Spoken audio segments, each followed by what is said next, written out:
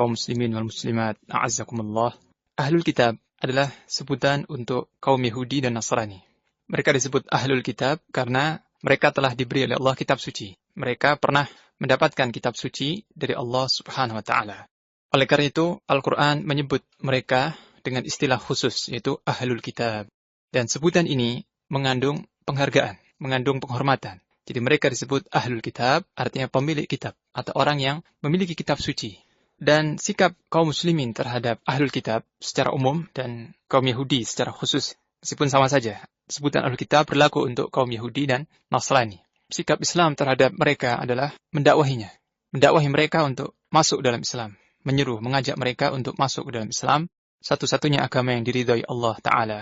Mengajak mereka dengan uslub yang baik, dengan sarana yang bijak, dan dengan hujah-hujah yang kuat. Sebab mereka adalah salah satu kaum yang diharapkan untuk masuk dalam Islam. Bahkan, jarak antara Ahlul Kitab kepada Islam lebih dekat daripada orang kafir secara umumnya. Artinya, beberapa kesamaan antara Ahlul Kitab dengan umat Islam itu ada. Ada beberapa kesamaan. Di antaranya adalah mereka sama-sama memiliki kitab suci yang asalnya bersumber dari Allah. Dan mereka, Ahlul Kitab, mengimani nabi-nabi. Kecuali Nabi Muhammad SAW. Jadi secara asalnya mereka mengimani tentang hakikat kenabian. Bahwa ada nabi-nabi yang diutus oleh Allah. Dan mereka mengimani nabi-nabi sejak Adam AS. Seterusnya sampai Isa AS. Kaum Nasrani mengimani sampai Isa AS. Sedangkan orang Yahudi mengkufuri Isa AS.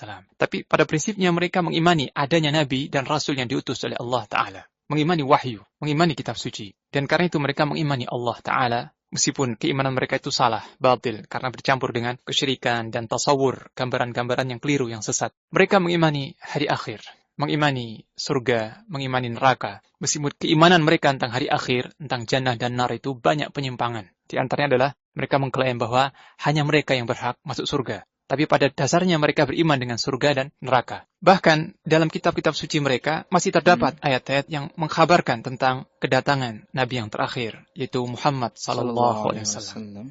Sampai-sampai pada kitab suci yang sudah dirubah sekarang pun, pada kitab Bible yang ada sekarang ini pun, masih ada itu ayat-ayat yang masih secara jelas mengisyaratkan kenabian Muhammad SAW.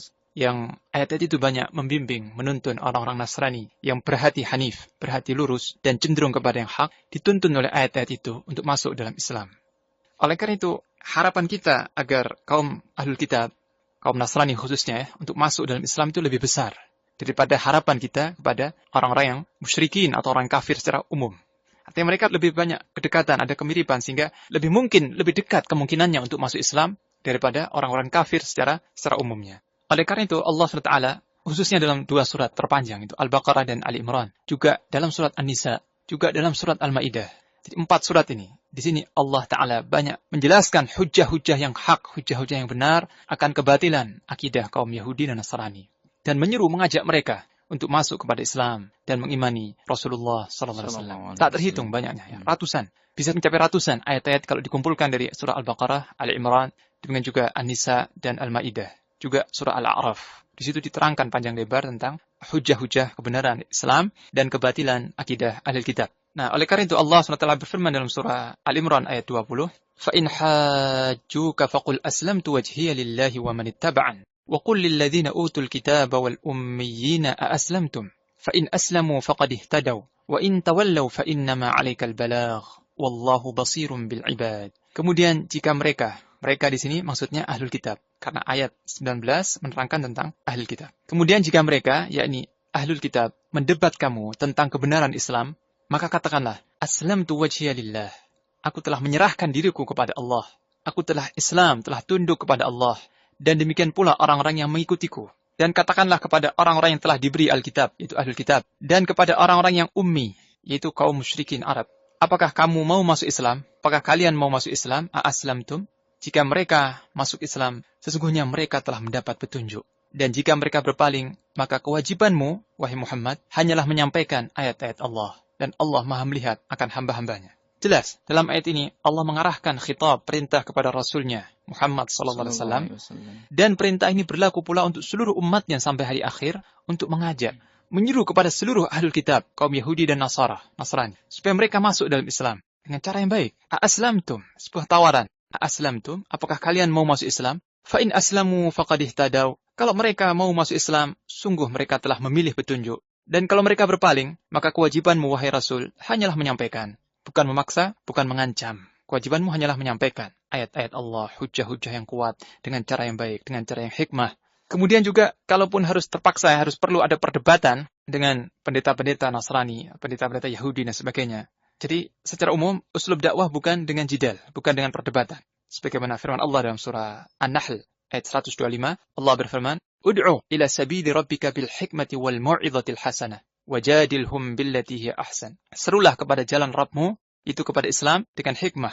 Hikmah, artinya kata-kata yang tepat, pada waktu yang tepat, dengan hujah yang tepat, dengan cara yang tepat. Wal mau'izatil hasanah, dan nasihat yang baik, yang menyentuh hati, melunakkan hati orang yang keras. Nah, ini dua uslub. Wajadilhum billati hiya ahsan, dan berdebatlah dengan mereka dengan cara yang terbaik. Nah, Imam Al-Qurtubi dalam tafsirnya mengatakan bahwa uslub dakwah adalah dua, yaitu hikmah dan mau'izatul hasanah. Dengan cara hikmah dan nasihat yang baik. Kemudian kalau mereka membantah, ngotot, serta bersikukuh dan melontarkan hujah-hujahnya, baru kita layani dengan jidal, dengan perdebatan. Jadi secara awal, perdebatan tidak digunakan. Tapi kalau mereka membantah kaum muslimin, mengeluarkan argumen-argumen mereka, bahkan menyesatkan atau menyebutkan bahwa Islam itu sesat dan sebagainya, baru kita gunakan perdebatan atau jidal. Dan cara jidal pun, perdebatan pun bukan dengan debat sembarangan. Bukan dengan cara yang baik, tapi dengan cara yang terbaik. Wajadilhum billati hiya ahsan. Dan Allah tidak mengatakan, wajadilhum billati hiya hasan. Berdebatlah dengan cara yang baik. Tidak, tapi billati hiya ahsan. Dengan cara yang terbaik.